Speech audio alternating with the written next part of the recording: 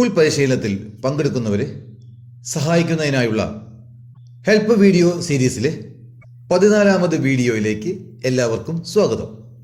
തയ്യാറാക്കിയ ഒരു പോസ്റ്ററും .png ഫയലും അതുപോലെ ശബ്ദ ഫയലും .mp3 ഫയലും ഒരു ഫോൾഡറിലാക്കി സിപ്പായി കംപ്രസ് ചെയ്ത് അപ്ലോഡ് ചെയ്യുക എന്ന പ്രവർത്തനമാണ് ഈ വീഡിയോയിൽ വിവരിക്കുന്നത്.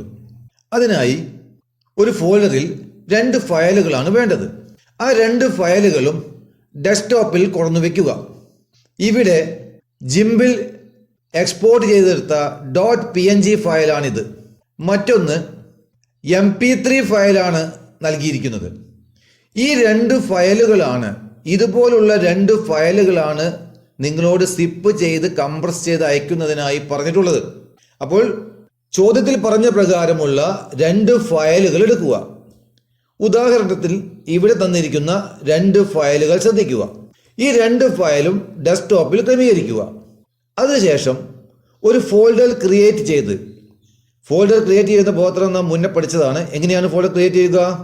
ഡെസ്ക്ടോപ്പിൽ റൈറ്റ് ക്ലിക്ക് ചെയ്ത് ന്യൂ ഫോൾഡർ എന്ന് എടുക്കുക.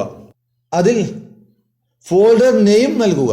ഉദാഹരണത്തിന് നെയിം എന്ന് തന്നെ നൽകുന്നു. നിങ്ങളുടെ പേര് കൊടുത്താൽ മതി അവിടെ. അതിനുശേഷം ക്രിയേറ്റ് ക്ലിക്ക് ചെയ്യുക.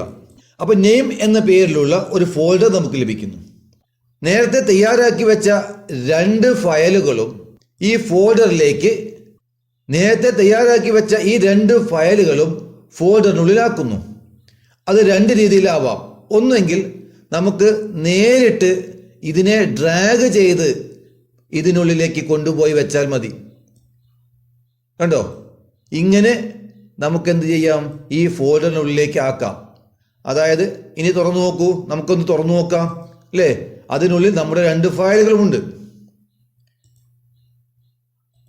അതല്ലെങ്കിൽ ഈ പ്രവർത്തനം ചെയ്യാവുന്നത്, ഈ 2 ഫയലും ഒരുമിച്ച് സെലക്ട് ചെയ്ത് റൈറ്റ് ക്ലിക്ക് ചെയ്ത് കോപ്പിയോ കട്ടോ ചെയ്ത് കോപ്പി ചെയ്ത് നെയിം എന്ന ഫോൾഡർ ഡബിൾ ക്ലിക്ക് ചെയ്ത് തുറന്ന് അതിനുള്ളിലേക്ക് പേസ്റ്റ് ചെയ്യുക.